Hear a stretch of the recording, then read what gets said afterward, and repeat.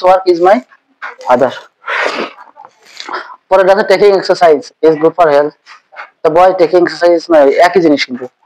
সেন্টেন্সটা ঘুরে ফিরে লেখা যত adjective phrase class number 2 noun phrase করে আছি না আমরা হ্যাঁ এখন কিন্তু তোমার কোনো কনফিউশন সৃষ্টি হতে পারে ভাই নাউন ফ্রেজ করেছো না যায় নাউন ফ্রেজ কোন জায়গা হ্যাঁ এটা কিন্তু মনে হতে পারে আসলে কিন্তু নাউন ফ্রেজ ওই যে বলা আছে অ্যাডজেক্টিভ প্লাস নাউন সেটা কিন্তু আছে পার্টিসিপল হলে বা জিরান হলে তখন তো নাউন ফ্রেজের মধ্যে চলে আসে তাই না এই জায়গাতে এই দেখো এই জায়গাতে একটা ফ্রেজ আর এটাও একটা ফ্রেজ কিন্তু এটাও কি একটা ফ্রেজ এটাও একটা ফ্রেজ বুঝছো এগুলো দেখে বুঝতেছো নাউন ফ্রেজ ডিম্যান আছে কিন্তু এই ডুইং দিস ওয়ার্ক স্ট্রাকচার অনুযায়ী বুঝলে কিন্তু বোঝা যাচ্ছে কিন্তু অবস্থান দিকে বুঝতে হবে তারপর টেকিং এক্সারসাইজ এটাও কি একটা noun phrase the boy taking exercise is my brother একই জিনিস অবস্থান ভেদে দুইটা নাম হয়ে গেল বুঝেছো ব্যাপারটা এর নাম নাউন ফ্রেজ এর নাম কি অ্যাডজেক্টিভ ফ্রেজ পরীক্ষার খাতায় কিন্তু এইসব জিনিস তোমার মাথায় রেখে ঘুরপাক খাতে পারে কিন্তু সর্বোপরি জানার সাথে সাথে জানবা কি অবস্থান কোথায় আছে কেন এটা না অ্যাডজেক্টিভ ফ্রেজ দ্য ম্যান ম্যানের পরে আসছে নাউনের পরে আর এটা কিছু বসে সাবজেক্টে বসেছে না এটাও কিন্তু দেখো এই যে আমরা বলেছি না অবজেক্টে বসে কি বসে নাউন ফ্রেজ কি বসে অবজেক্টে বসে এই যে উই এনজয় এই টোটাল মিলে এই এনজয় কি অবজেক্ট বুঝছো ঠিক তেমন এটাও তাই দেখো এটাও কি তাই এই দা বয়ের পরে বসেছে না এইটা নাউন ফ্রেজ এটা কি ওটা সাবজেক্টে বসেছে আর এটা কি অবজেক্টে বসেনি তো নাউনের পরে বসেছে কালকে তো এই জিনিসটাই বলেছি যে নাউনের পরে যদি বসে কিসের পরে নাউনের পরে যদি বসে তাহলে আর বলে দিছি না আগে সুন্দর করে যে অ্যাডজেক্টিভ এমনি এমনি বসে হলো নাউনের আগে কিন্তু যখন ফ্রেজ আর ক্লজ হবে তখন কিসের পরে বসে নাউনের পরে মনে থাকবে না ওকে তারপরেও আমরা কিন্তু মানে স্ট্রাকচার দিছি এই স্ট্রাকচার কিন্তু বাইটে বাইটে খাবা যাতে দেখলেই বুঝতে পারবে যে নাউন অবস্থান থেকে তো বর্ণনা করবাই আর দেখার সাথে সাথে বুঝতে পারবে যে নাউন ফ্রেজ এটা কি অ্যাডজেক্টিভ ফ্রেজ এইটা নিয়ে আসার একটা মূল কারণ হলো একই রকম রূপ কিন্তু তাই না ডুইং দিস ওয়ার্ক কেন ডুইং দিস ওয়ার্ক আছে কিন্তু অবস্থান ভেদে ফ্রেজের নাম পরিবর্তন হয়ে যাচ্ছে এটা আরো বিস্তারিত আনবো আমরা আস্তে আস্তে আচ্ছা আসো অ্যাডজেক্টিভ ফ্রেজের মূলত এইটুকু আলোচনা করার বিষয় আর কাজ করে কিসের মতো অ্যাডজেক্টিভ মতো তোমরা তো জানোই আমরা এরপরে কত নাম্বার পেজ পাওয়া যাবে এটা মাস্টার্স ও যে হয়েছি এরপরে কি পেজ আছে এটা কত ওটা মাগমা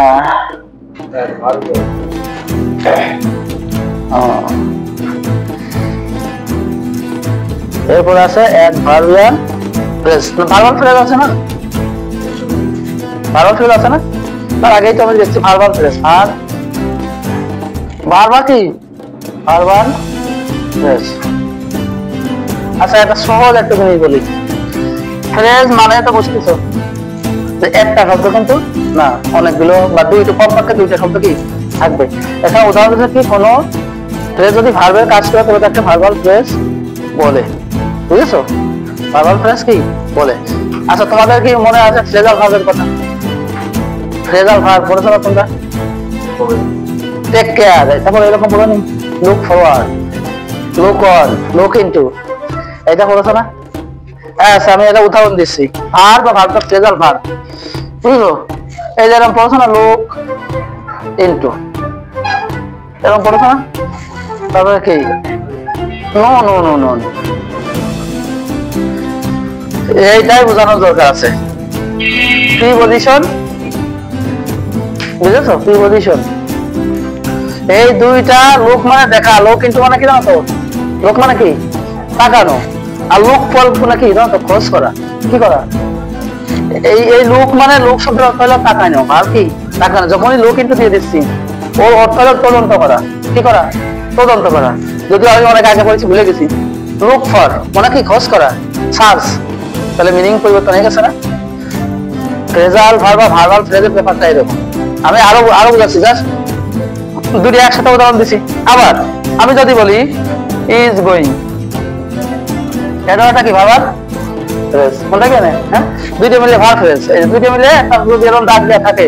বইতে দেখো উদাহরণ দেওয়া আছে, দেখো রাজু লুক ফর হিজ কার, এই যে উদাহরণ যে রাজু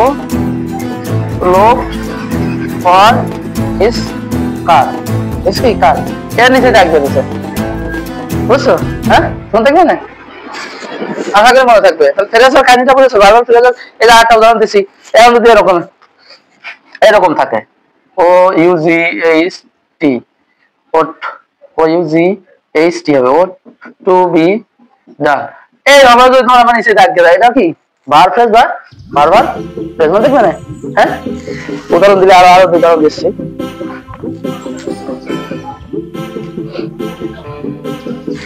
তাহলে ভার্বাল ফ্রেজের ব্যাপারটা কি একটু আমি বলি তোমাদের, তোমাদের বইয়ে বিস্তারিত বর্ণনা দেওয়া নেই, তার মানে মাস্টার্স বইটি পরিপূর্ণ মিনিং প্রদান করে নাই, আমি তো যেটা দেখছি সেটা বলছে verb phrase is a group of words, ওই তো সে phrasal verb এর কথাই চলে আসছে, group of words that does the work of a verb, এই যে look into look for ভার্বের মতো কাজ করে না, অর্থাৎ verb phrase কি ভার্বের মতো কাজ করবে। ভার্ব ফ্রেজটা কি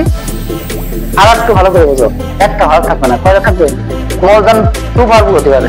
ওটা হচ্ছে verb phrase has more than one verb, more than কি ওয়ান ভার্ব, একটা ভার্বের সাথে আরো ভার্ব থাকতে পারে, one is principal verb and other others are auxiliary verb, এই তো এসে গেছে। তাহলে এই ভার্ব ফ্রেজের মধ্যে একটা সাহায্যকারী ভার্ব থাকতে পারে আর একটা কি প্রিন্সিপাল ভার্ব থাকতে পারে, তার মানে আমরা যদি এরকম উদাহরণ দিই, we have done this work, এর নিচে যদি দাগ থাকে, কি থাকে? এই হ্যাভ ডানের নিচে কি থাকে? দাগ থাকে, তাহলে এটা কি একটা ভার্ব ফ্রেজ বা ভার্বাল ফ্রেজ, মনে থাকবে না? ওকে,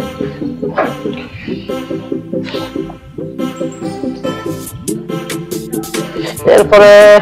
উদাহরণ হিসেবে দিতে আমি যার ওয়াজার বিডিং been has have had shall should will would may might, তোমাদের বই কি নাই? আমি তো বলেছি বই তো কপি করা বই,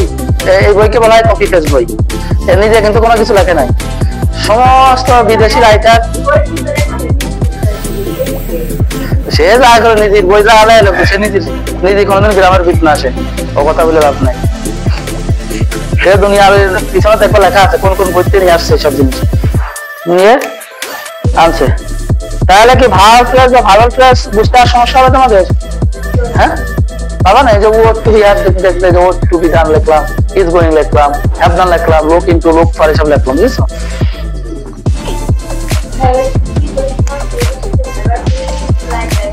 না না না, প্রিপজিশন এক জিনিস আর ভার্ব তো এইটা মাথাতে ঝাড়ে ফেলো, তো এটা দিয়ে ঝামেলা করো, মাথায় ঝাড়ে ফেলো, ঠিক আছে? এটা কি মাথাতে ঝাড়ে ফেলো, জাস্ট এইটুকু মনে রাখো, is going, have done, would to be done, এটা মনে রাখো, প্রিন্সিপাল ভার্ব এবং সাহায্যকারী ভার্ব, আর কিছু মনে রাখা লাগবে? অমনি এমনি ঢুকে দেওয়া যাবে, ব্যাগের পেশা রেখে ঢুকো।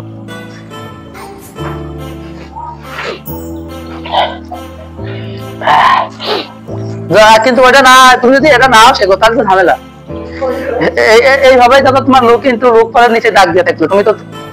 শোনো, প্রিপজিশনাল ফ্রেজ হতে হলে আমি তোমাকে শর্ত বলে দিই, প্রিপজিশনাল ফ্রেজ হতে হলে উভয় পাশে প্রিপজিশন থাকতে হবে, মনে রাখবে না? হ্যাঁ,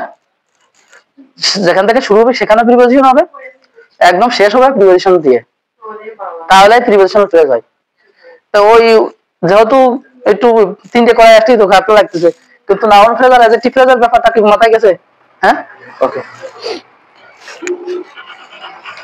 তাহলে এটা কি আমি বুঝে দেবো? ওকে, তাহলে এই করে দাও তো, এটা একটা ভিডিও হোক।